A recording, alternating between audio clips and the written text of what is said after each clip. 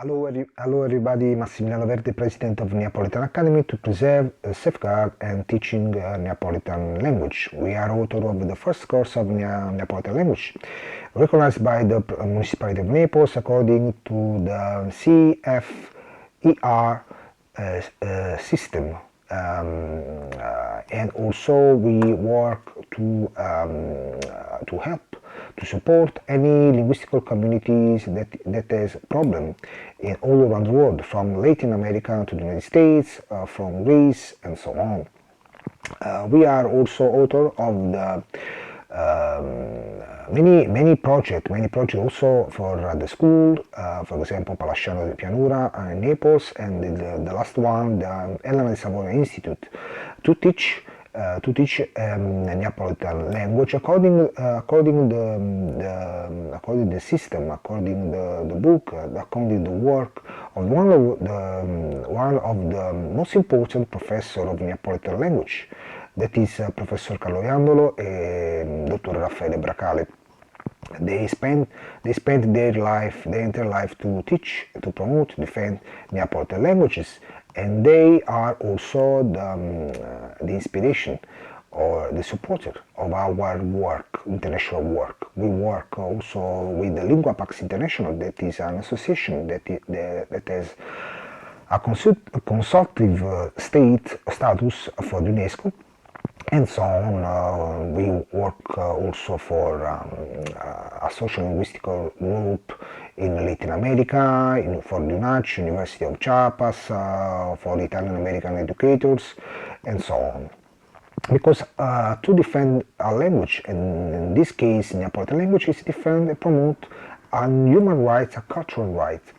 Unfortunately, in our country, Italy, we have some problems because we don't have the possibility to have a national program of education to preserve Neapolitan language. Neapolitan language is treated like just like dialect, one of the most dialect of Italy. This is a great problem.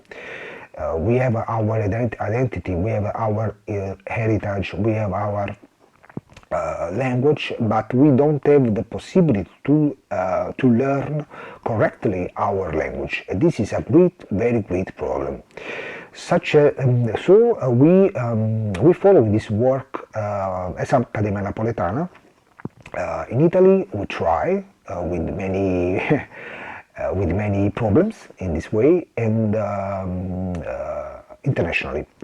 Our work, for example, are in the digital library of UNESCO, such as our conferences about the defense of the Neapolitan language, the defense of our human right to have to preserve our identity.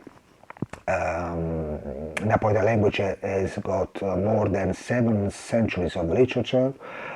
These are the language of the opera, the theater, and of course the language of the art of pizzaiolo, that is our world heritage. Our historical central is a world heritage according to UNESCO, and so our language is a very immaterial world heritage, we can say. Also because in this way, in our language, there are many aspects, many tradition, also religious tradition that defend and preserve with our expression, cultural expression, human diversity, gender rights, and for example, like Black Madonna, the culture of Black Madonna, and that is the Mama Schiavona, the mother also of the LGBT communities. So we can say the importance of this language. But we have a great problem too in Italy, the bad representation of the speakers of this language, that they are treated. We are treated like someone of ignorant, criminal, or in a folklorist indigenous way, or we have our people that are represented like someone of They speak a nonsense language, and it's a very, very great problem. And today, unfortunately, we have also one other problem. That is, there are some association organization also that are all local, but they are, for example, they are from the center of our country, Italy, that are deputed to preserve national language, for example, Italian language, but they are interested, they try to manage our language, our identity. This is not correct. We think that they are not correct. Because the Neapolitan language is the language of Neapolitan, and our community has to have the right to speak, to teach, and to learn correctly our language. And this is not possible. No, it's not possible. It's not correct that someone else from other part or or by the other association organization, they are deputed to preserve and teach Italian, work for Neapolitan. That is a nonsense. So I have to say this. I finish this video with some example of our tradition. And I try to explain also in Neapolitan for my people. Voglio, come ho fatto questo video, vi dice in effetti che su sta lingua napoletana non viene trattato buono in realtà, né come femmina né come creatura e nemmeno come femminile. Noi stiamo proprio guardando a questa cosa e ufficialmente stiamo guardando perché pensiamo che non può essere che a imparare un napoletano sanno essere gente che insomma non sono non sono napoletano o appartengono a un'associazione, organizzazione che imparano l'italiano, perché se imparano l'italiano non possono parlare un napoletano, si danno dovere di imparare l'italiano, non si possono occupare la lingua napoletana e non sanno occupare la lingua napoletana. Questo è quanto. Ma prima di poco ho fatto esempio che portiamo all'anzi con la lingua napoletana, che la lingua lo rispetta la diversità umana, la lingua rispetta di tutte le lingue, perché in questa lingua stanno tutte le lingue, perciò noi rispettiamo tutte le lingue. We finish this way this contribute to say that to save Neapolitan language is to save humanity, because in our Neapolitan language exist diversity, differences, and the respect of every diversities and cultural diversities, because we have in our language many and several cultures and languages that we approach between the centuries, from Oscan to Greek to Spanish till English. Stato buono, and bye bye and greetings from Naples for this special day. Ciao.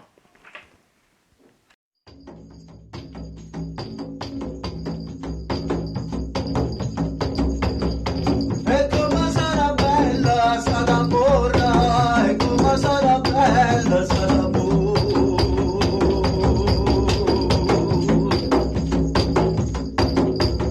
E nessun altro voleva, e nessun altro voleva, nessun altro voleva. E che la storia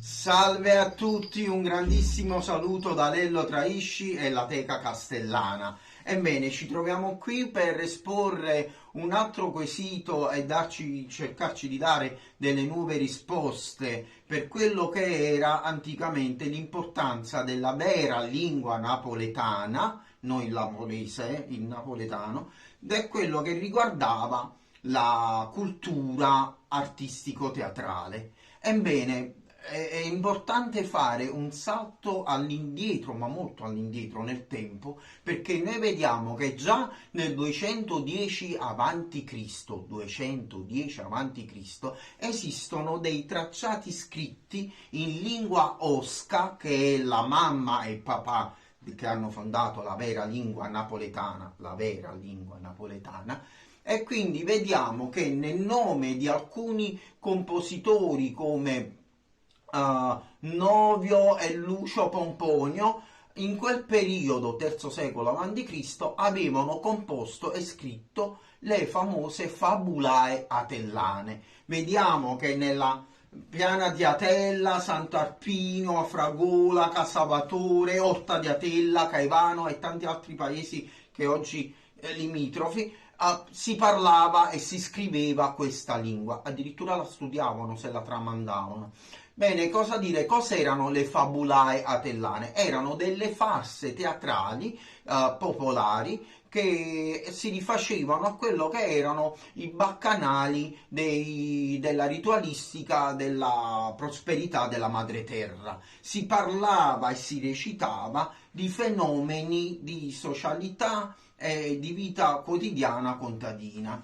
Che dire, queste grandi fabulae erano composte da personaggi fissi che ci dovevano essere sempre e certi altri personaggi che si potevano anche non aggiungere. Troveremo Maccus, Pappus, addirittura Chigirrus, che forse si pensa sia il progenitore della nostra maschera di Pulcinella, però questo poi ne parleremo più avanti. E quindi cosa dire? Se uno va a studiarsi, va a vedere questi testi, scopre come si scrive, come si parla e come è formata bene la grammatica artistico-teatrale e anche linguistica della nostra grande lingua napoletana.